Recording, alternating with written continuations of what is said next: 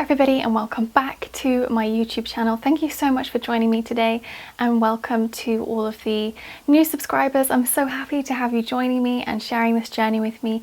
Please do comment or like the videos or share them so that this community can grow.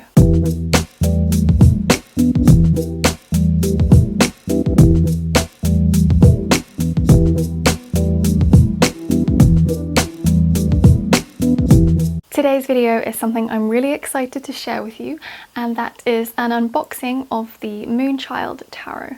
So cue the music.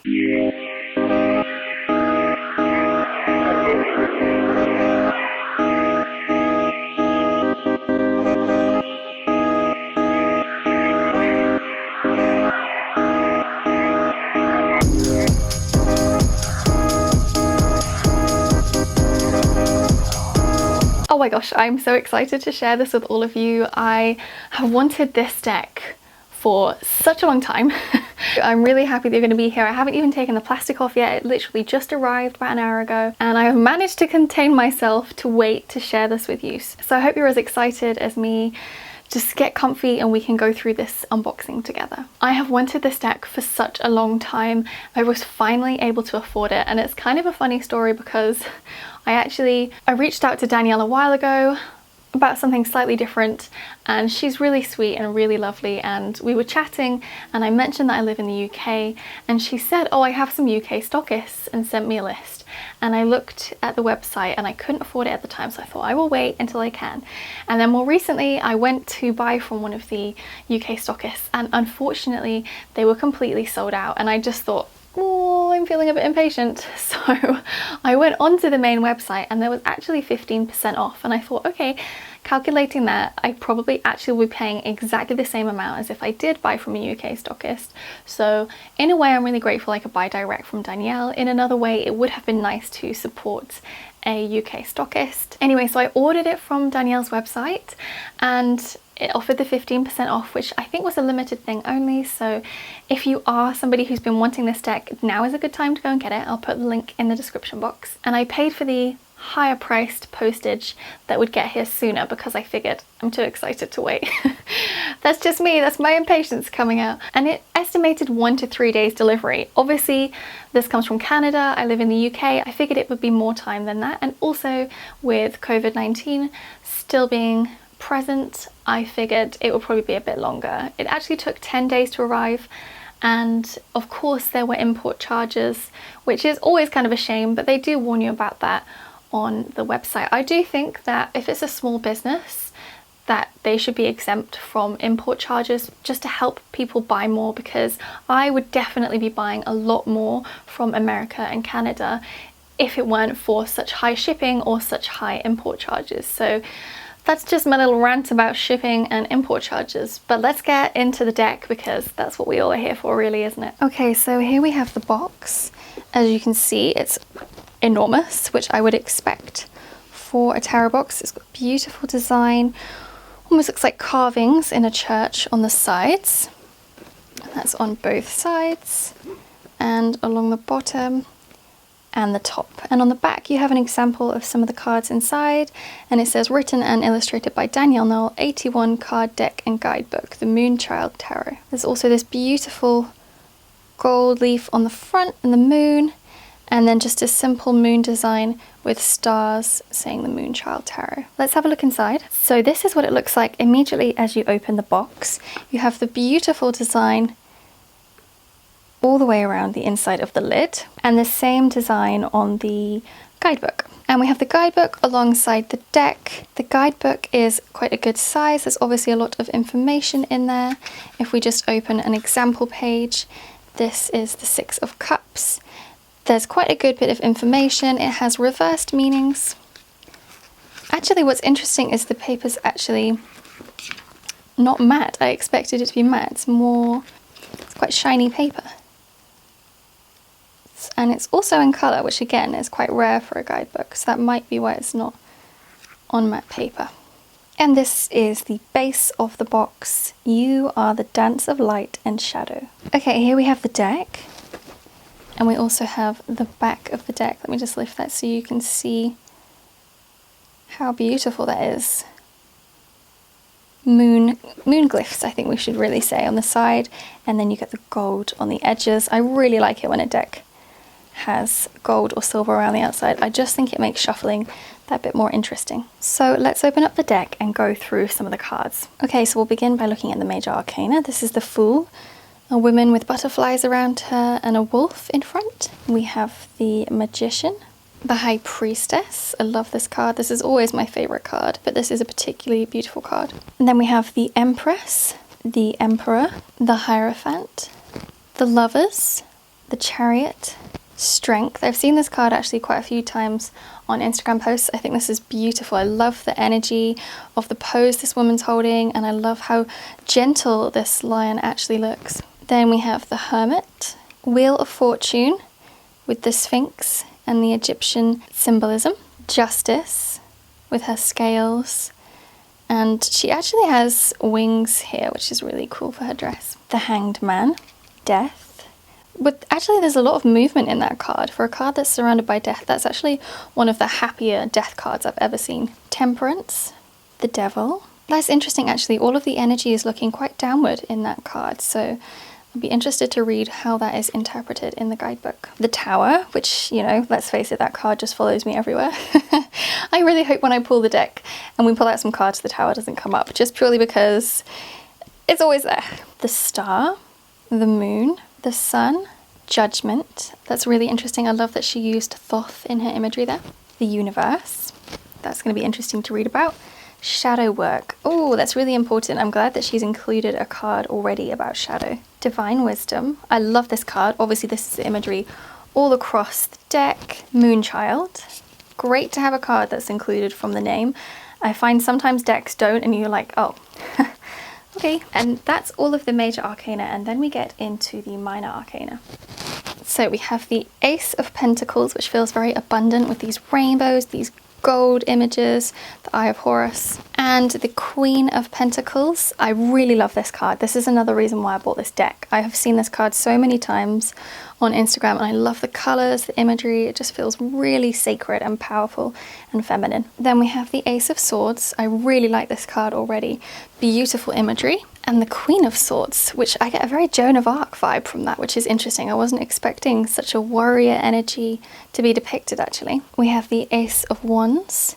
Quite soft, subtle imagery in this actually. You've still got the Egyptian element in the background, but there's more dominance on the foreground actually. And then we have the Queen of Wands. This is a very colourful card actually for the deck. Most of the colours in this deck are very muted, very soft. I really like that. I really like pastel, soft, cool toned colours. But this is really cool. I like how Danielle has put a lot of colour and brightness into this card. Then we have the Ace of Cups. Again, we have some rainbows and this beautiful, I can presume, peonies and this chalice.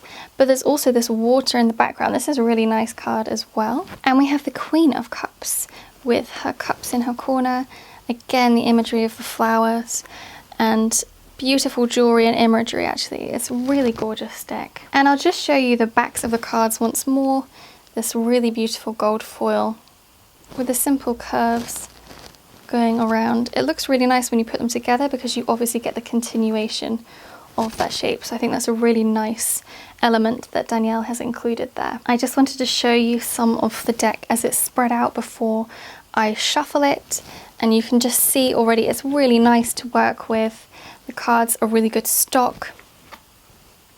They don't bend easily, so you're going to get good quality for your money, definitely. And that is what the deck looks like when you spread it out on the back. So if you're somebody who quite likes to spread a deck and then pick a card intuitively that way, it's a really beautiful image as you're moving along to choose a card. And obviously you can use the left hand, which is the hand of fate or destiny, whatever you prefer. Okay, now that we've looked through the beautiful deck and the guidebook, I'm going to pull some cards and do a reading for the group. Please do remember, when you get a brand new deck, you will need to sage and or cleanse the deck in any way that you feel is appropriate. That could be laying it out on a windowsill for the full moon to catch it. It can just be as simple as knocking the deck to knock the energy out, or you can sage every single card, or use some kind of sound healing or clapping to clear the space around it.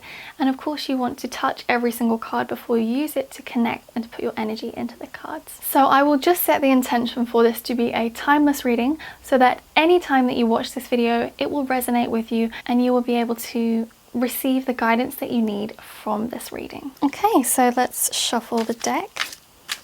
It's obviously a really large deck. There are 81 cards. Traditional tarot, I think, is 78. So there's just a couple extra with the Moonchild, Shadow Work, Divine Wisdom, etc. from the major arcana. And we're just setting the intention for this to be a timeless reading for anybody who catches this up. May it be the guidance that you need to hear in this moment to help you on your path. Okay, now that we've shuffled, let's cut the deck. That's what I always like to do. And I'm just going to do a 3-card spread. Okay, so here are the cards for our reading. Let's turn them over and see what they are. The 4 of Cups in the past. The 10 of Cups in the present. And the Knight of Wands in the future. That's really interesting. I gave them a really good mix before I shuffled them. So there's no way that these 2 cards could have been next to each other because I laid out all of the deck in their sets and then layered them differently and mixed them up quite a lot. So this is definitely a well shuffled deck. So this is what's meant to come through. 4 of Cups, 10 of Cups, Knight of Wands. Let's have a look at the guidebook for the interpretations. So for the 4 of Cups, it says, seated in quiet contemplation, a young woman retreats into a state of sadness. Behind her are the depths of her emotional waters, extending beyond her view of the world. Beside her rest 4 cups, symbolic pro-offerings of love. Yet sadly, she cannot see them as her eyes remain closed and she is unaware of her options. And the themes with this card are doubt, introspection, stress, apathy, and reorientation.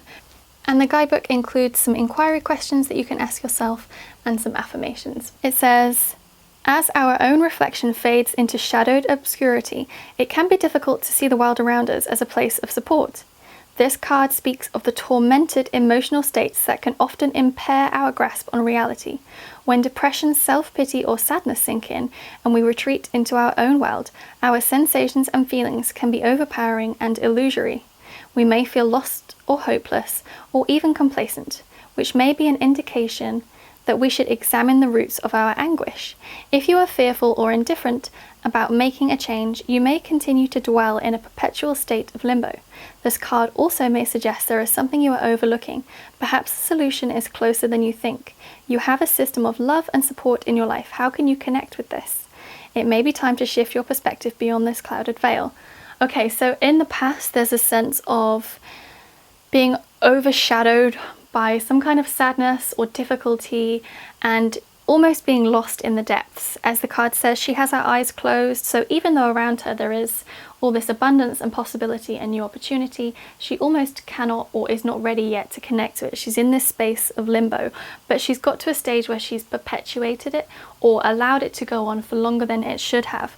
So it might be time, or in the past you may have felt a call to move yourself beyond this state. Then we have the present, which is the 10 of Cups. It says, returning to the soothing waters of a luminous river, 2 sisters celebrate in the light of this special place. Here they have built so many wonderful memories. They often dream of rejoining again under the light of the moon or the sun. This represents a sacred marking point which they will always treasure and share with each other. And the themes are friendship, growth, harmony, fulfillment, and peace. And it says, the 10 of Cups is an enchanting message to receive. It signifies great happiness in all areas of relationships, friendships, family, romance, and asks you to make the most of what life has to offer. This is a blissful period of dazzling moments that ignite passion and play. When its underlying energy shows up, things don't get much better than this. Yay! Now is the time to relax and let loose and soak up new experiences. The deeper root of this message also encourages you to let go and shed the materialistic distractions, which allows you to forge a path of spiritual integrity. From here, you can dive deep and dream up the foundation you really want to build in this life. As you align with this powerful heart energy, the silver lining linings are always visible. The glass is more than always full. It overflows. A potent time of happiness and abundance is on the horizon. What a fantastic card to get. So it's basically saying if you move out of this state, then there's so many rewards waiting for you, and you can just tap into them and connect with them and really enjoy that space and that time. It could be a space of friendship, as these two women show.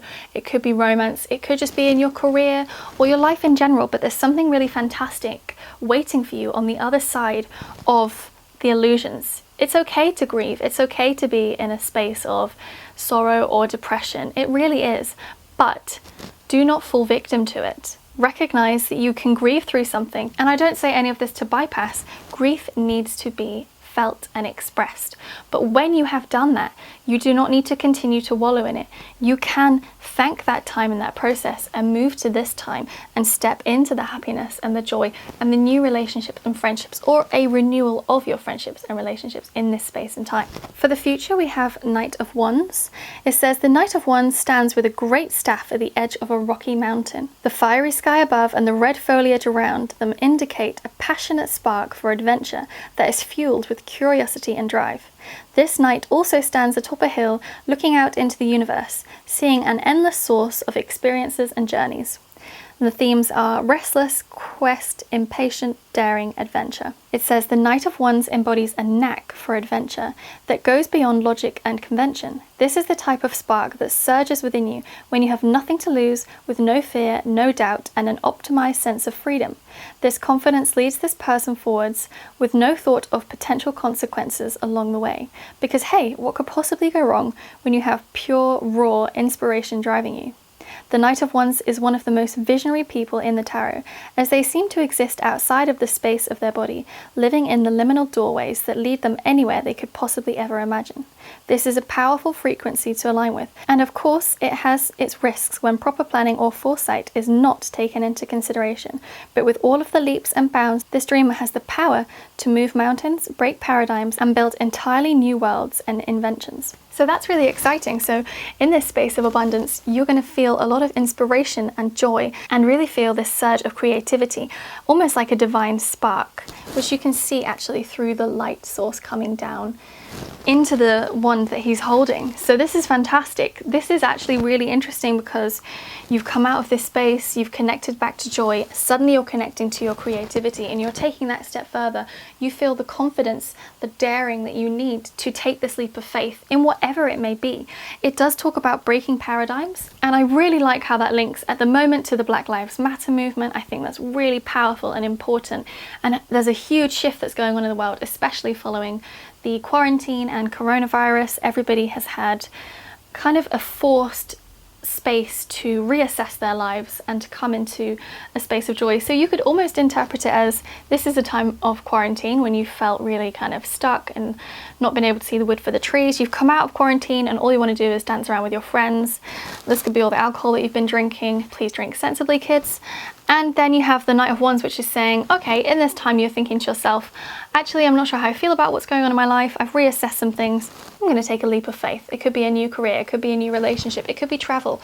And of course, travel is slightly restricted at present. But if you're watching this in the future, then travel may be more accessible, in which case maybe you've had this huge change of heart, you've been through something and you've just thought, no more. I will not be the victim, I will not be wounded, I will not be put to the side, I will make myself the priority, and I will actually have fun in the process, and I know that I have the backing that I need from the universe. So I'm going to take that leap of faith and have a wonderful time and really change my world and the world around me of others who I connect with. So I hope that you've enjoyed this reading. Please let me know how it resonates in the comments below. Thank you so much for watching this video. If you enjoyed it, please give it a thumbs up, and if you use this deck or you would like to get this deck, please let me know in the comments below, and of course let me know if the reading resonated for you, and I will see you in next week's video.